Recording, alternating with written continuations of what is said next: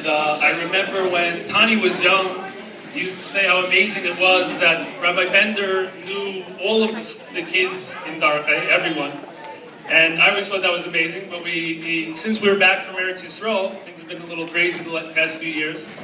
We've become Yedidim with Rabbi Bender, Yad B'Yad, and we'd like to have him address us, say a few words to Rabbi Bender.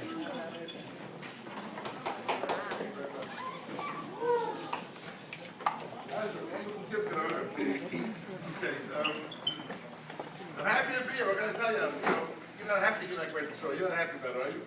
I'm happy you did. That's all. What can I tell you? I'm kidding, half kidding all you did. This goes down to say, a mitzvah like this, the Einhara, a wonderful boy, son of wonderful parents, his grandmother, she big event right the other day. It's really very, very nice to be here. Linsky children have something about them that's special. I want to share it about her with you. This week's parsha by Yakel, the one by Yakel Kuzay, the Torah tells us that everyone, the entire Klaus was invited to Truma to bring their donations to the Mishkan. The Baruch was building the tabernacles and the living, so-called, whatever that means. The Baruch was to come down from Shemayim and he'd live amongst us in the Mishkan, in the tabernacle.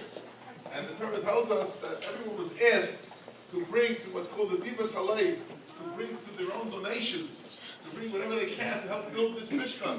And the Baruch didn't just want it to be for the great philanthropists, he wanted it to come from the Hamonam. People who collectively should bring whatever they can. So the Pasuk says in this week's parsha, and the Nesiim Hebiu and the Nesiim, the leaders, each of the 12 tribes, each of the 12 Shvatim had a leader, a Nasi. And the Nesiim brought the Avnei Shalom, the Avnei Bilur. They were very, very precious, still needed. And the Kohen Gadol, the high priest, would carry on his chest plate. He carried the 12 stones. They needed the 12 precious stones. Who donated these stones? They were in the Midbar, they were in the desert. Who could donate these stones? No one did do that. So it says that the Nesiim, they had the wherewithal to do that, they brought the precious stones. The word Nesiim is missing in the letter Yud. The Yud missing in the word Nesiim. The Ezras. The Yud missing in that word. Take a look, Rashi gets the kasha. What happened to the Yud? The Yud didn't fly away suddenly. Rashi says that Baruch was somewhat upset with the leaders. Why? The leaders had not brought anything to the Mishkan as their part of the donation. They said, let's see what the rest of my Yisrael brings. Whatever they don't bring, whatever is missing, we'll bring. So the Nesiim didn't rush to give their donation first. They said, we'll wait to see what everyone brings. Whatever they don't bring to the Mishkan, then we will bring to the Mishkan. But for that, Baruch took out a Yud. Yud is part of the name of Hashem. He took it out of the word Nesiim. So they didn't rush to bring them to the Mishkan. So the question that arises is, obviously, what did they do wrong? The Nesiim were the leaders. They had the wherewithal to bring whatever they wanted to bring. So they said a very nice thing. They said, let's see what Klal Yisrael will bring. Yeah, Chavra, are you listening? Let's see what Klal Yisrael will bring. Whatever they don't bring, we'll bring. Because they were wealthy people, they did whatever they had to do. Says the great Mirror Rashi of Chaim Shmulevitz. It's a wonderful, wonderful about Torah. When it comes to chesed, one shouldn't make those calculations. Let's see what they'll bring. Whatever they don't bring, we'll bring. They brought the precious stones. Chesed, by definition, means jumping in and doing. Jumping in and helping others. Thank you very much. Thank you, I appreciate it very much. Anyways, I appreciate it. Anyways, so chesed means jumping in and doing. If you do for others, you care, you jump in, you don't say, let's see what they'll bring, what A doesn't bring, maybe B will bring, or B doesn't bring, C will bring, D doesn't bring, E will bring. Chesed means jumping in and doing. The C made a wonderful calculation. Let's see what they'll bring. Whatever they don't bring, we'll bring. That's not the way it should be. You jump in, you do, particularly if you're a leader. If you're a leader, you come in and you do right away on your own. Thinking to myself, I know Pudensky's going back well before they went to Israel. They're very like a caring family. Well, parents like Stark, they care about others from the depths of their hearts. They really do. They care tremendously. And that they give it over to their children. Baruch Hashem. I see it in Yeshiva.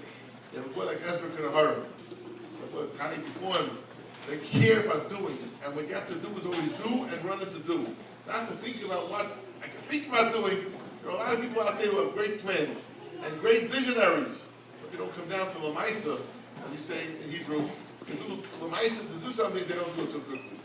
That's the mistake. You got to jump in and do. Our bracha is, just like we've had tremendous nachas from the Kaminsky children until now, and the parents have had Baruch Hashem. It's been wonderful till now because you continue to grow in Derech HaTorah, Vayira, to be real Bali Chesed, and B'nai Torah, Yira Shemayim, great nachas for all of Klal Yisrael, Antiyah V'Shilo, B'Herem Yemeinu, Amen V'Yamein.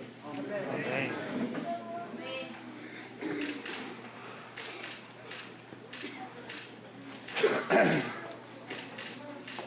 Thank you, Rabbi Bender. We'd like to thank Bonnie and I, the whole family, would like to thank everyone who came out tonight. Friends, family. Saba, Savta Sharon came in from Eretz Yisrael. My mind is in Eretz Yisrael. Arizona. It's our pleasure to have them here, to see them. We'd like to thank also Ivan and Heavy Kale, who have helped tremendously today to get this together. It was a lot of work, and they came through in that ninth inning to help my wife out. Also Judy Freud, who I don't see here, but has been tremendous in helping out. I'd like to thank Overbay and everyone for coming. Thank my wife, who her forte is to make order out of chaos. We put this together in the midst of everything upside down, as usual. Most of all, we'd like to thank the Rebbeinu Shalom, Avinu Shebashamayim. It's a schus for me to stand here today. Hodul Hashem Kitayv Kili L'Chazlai. Hashem's kindness is everlasting, and it's my privilege to stand here tonight. I have a friend in Eretz Yisrael, Baruch Gartner. He had a yeshiva, and he's a chashuv b'sofer there. He writes mezuzahs, Sifrei Torah. He told me a story. He wrote the mezuzahs for Tzvi Meir Zilberberg's Shlita's house. Tzvi Meir is one of our Rebbe's, and we learned a tremendous amount from him. So he wrote the mezuzahs for his house, and when he was finished, he brought the mezuzahs to the Rebbe and asked the Rebbe which mezuzah he wanted for the front door. So the Rebbe asked him, his question to him was, which mezuzah gave him the biggest difficulty in writing? Which mezuzah gave him the biggest headache? And that was the mezuzah that he picked for his front door. So Tzvi Meir teaches often, and part of his shiurim, ongoing shiurim, teaches that the things that bring difficult times in life sometimes are the main times of life. They're what's called the Iker Zmanim, the main times that give us growth in life. We tend to think in Avodas Hashem that when we have a good davening or a good learning, we go through a good shiur, a good yom tov, that's what's scoring us points upstairs. And Tzvi Meir teaches often that that's not necessarily the case. Usually the difficult times, the times where things are upside down in life, the times where you have to struggle to push out a tefillah and to pick up a sefer and learn, those are the times that are scoring points upstairs. So I say this to you tonight because anyone who's here probably knows our story.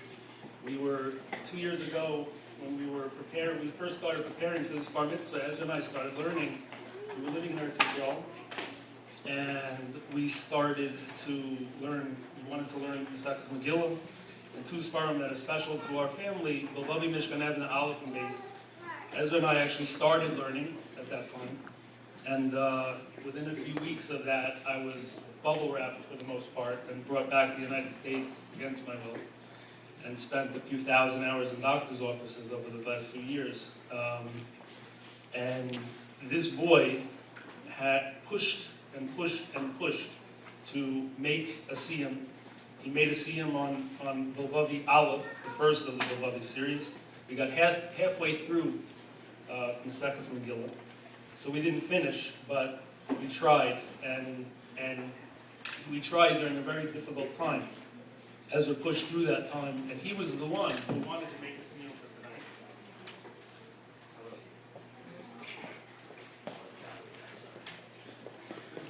He was the one who wanted to make a siyum tonight. He pushed for it, and he did it. We finished Bilvavi Aleph. We spent the past 6 months learning every single night before he went to sleep so that we could finally make the Siyum. 6 months talking about the Rebbeinu Shalom together, which was a very special time. It was an Iker's month during a difficult time. And Ezra also, it wasn't only the Torah that he pushed for, he pushed to be able to lane at this bar mitzvah, which did not come easy. We had started and stopped many, many times due to my situation. And Ezra did not give up. He went from person to person trying to be able to lane at this bar mitzvah, and he pushed and pushed, and Baruch Hashem, Jeff's here, I think. Jeff's here and helped us come to this coming Shabbos where Ezra finished, and he's going to be laning and doing the Haftarah this Shabbos from Hashem. So, what? And the last Taliyah.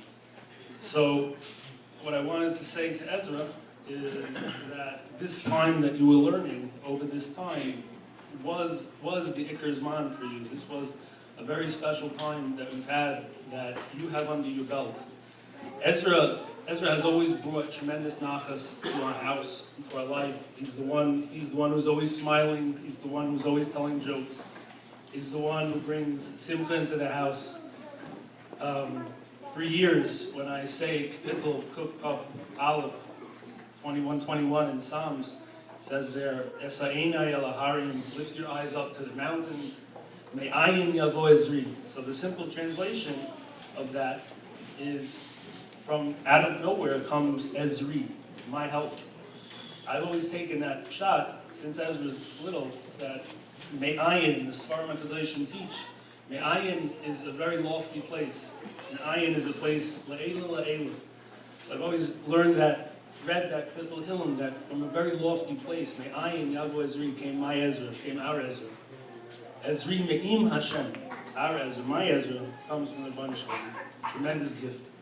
And Ezra, now that you finished the Sefer and you finished all the Yigiyah in learning and making Siyum and preparing this leaning, now you have to take it to the next level, which we know that you can do, which is applying what you've learned into your life.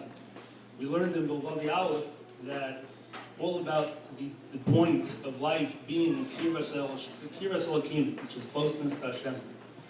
And we learned about how to do that, and how getting close to Hashem is having a feeling, as you go through life, of a feeling of Hashem in your heart. And the Machaber of Schwartz teaches how that feeling is not something that's far away from us. It's something that everyone can feel.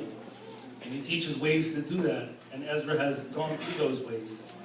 And now it's time to make the Yigiyah to get that feeling, Ezra. And the feeling of closeness to Hashem is something that can be described in a word that you use often, which is Gishmak.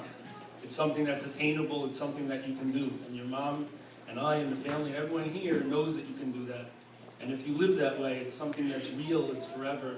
It's Gishmak in your heart forever. So now's the big moment. We wanted to call on Ezra to come up and say a few words to us. It says B'Shem.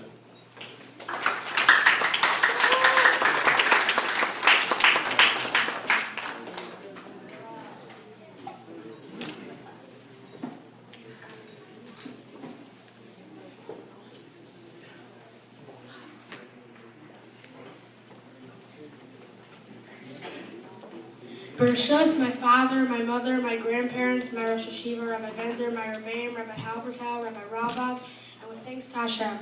And I also know that the neshamas of my grandparents and great-grandparents are here with me today. I want to thank everyone for coming, and most of all, my mother, for doing all the work to make this day happen. 3 years ago, I started preparing to make a Siyum for my bar mitzvah. We were in Israel. My father and I decided we'd make a Siyum on Maseches Megillah, and also the Sfarim Bavavi Mishkanev Aleph and Beis. We set up a schedule and started learning, but it didn't exactly work out. Within a few months of starting to learn, we ended up back in America. My father was sick, and we started and stopped learning many times. But because of what was going on, we weren't able to finish Maseches Megillah, although we got halfway through. But Baruch Hashem, I was able to finish Bavavi Aleph. Now, I could dazzle everyone with some fancy Gemaras Rishonim, and Achronim, maybe even Rabbi Akiva Eger or two. But because this is just a dessert reception, my mother asked me to keep it short. So I won't be able to talk about the Tosfos and Eruvin like I wanted to. But if anyone would like to hear some fancy pshatim, go ask my Rebbe, Rabbi Hapatel. He'll tell you all the things I could have told you this evening when he comes. Rav Schwartz Shlita, the Mechaber of the Bovavi Svarim, teaches that the Chazal said, even the emptiest of the Jewish people are filled with mitzvahs like a rimon, a pomegranate. The obvious question he asks is, why then are they called empty if their mitzvahs are as numerous as the seeds of a rimon? The Gaon of David Pravarsky, Zecher Tzadik Livracha, gave a wonderful answer. He said that a person might have many mitzvahs to his credit, Torah, Chesed, and much more, but he can still be defined as empty. Why? Because a rimon is made of many seeds, but each one is separate from each other's. It is not like an apple or a pear that is all in one small unit. Instead, each seed stands alone in a rimon. The same way Rav Pravarsky says a Jew can learn Torah and perform many mitzvahs, but he can still be considered empty if his mitzvahs and deeds are separate from each other like a rimon, with nothing unifying them. Rav Schwartz teaches that the Torah and mitzvahs need to be united towards a tachlis, a goal, not done as disconnected acts. They must be done with the tachlis of building a mishkan in a Jew's heart, to make a place for Hashem in his heart, so that he can feel Hashem in a person. If a person's goal is not to unite all of his Torah mitzvahs to build this mishkan, then a person might learn Torah his entire life and fulfill many mitzvahs, but still be among the empty ones, full of disconnected mitzvahs like a rimon, because he is without a tachlis uniting them. This teaching is very closely tied to my parsha, Vayakal Pekudei. These parshias finish Sefer Shemos and talk about how when the Mishkan was in the desert and it was built and complete, Hashem's glory filled the Mishkan and his cloud rested on it during the day, and his fire rested on it at night. The Bovavi teaches that we can build that Mishkan in our heart and have Hashem fill our Mishkan and dwell inside of us like he did in the real Mishkan in this parsha. So how do we build this Mishkan in our heart? How do we unite all of our Torah and mitzvahs so we are not considered full of mitzvahs like a rimon but still empty? The way to do all of this is by devoting all of our thoughts, speech, and actions towards achieving closeness or dveikus to Hashem. The very term mitzvah comes from the word savsa, which means a bond with Hashem. This means that Torah and mitzvahs have one goal, which is closeness and dveikus to and a bond and attachment with Hashem Yisbarach. If a Jew is working to reach this goal, all of the Torah he studies and all of the mitzvahs he performs will be interconnected, bringing him to this tachlis or goal, which is dveikus or closeness to Hashem. But if his Torah and mitzvahs are not performed with a tachlis in a way that brings a person to this closeness, and there is nothing uniting them, they remain disconnected from each other, like the seeds of a rimon, a pomegranate, and the Jew will still remain empty. The Sefer teaches that every person must constantly try to figure out his spiritual situation and ask himself, does my way of life, my Torah, my feeling, my mitzvahs, bring me to true dveikus to Hashem, or chas v'shalom? Are my deeds like the emptiness of them, disconnected and without a tachlis of closeness to Hashem? He gives a simple method that anyone can use to achieve this goal, and this is to set aside time every day to remember and to speak out and to remind ourselves throughout the day that Yesh Borei Olam, there is a creator to the world, Hashem, that we are his creations, that everything that happens to us is his hashgacha pratis. And also, for our very best, the Bovavi teaches us to speak about this, to think about this, and to remind ourselves about this constantly. I daven and hope that I can live in the way that the Bovavi teaches me, to live with Yiras Hashem, Avos Hashem, Akiras Hashem. And I hope to reach the levels that he teaches about, that his scholars, unification with Hashem, in a way that I always remember Eidon Melech. There's nothing else in the world besides Hashem. Thank you for listening.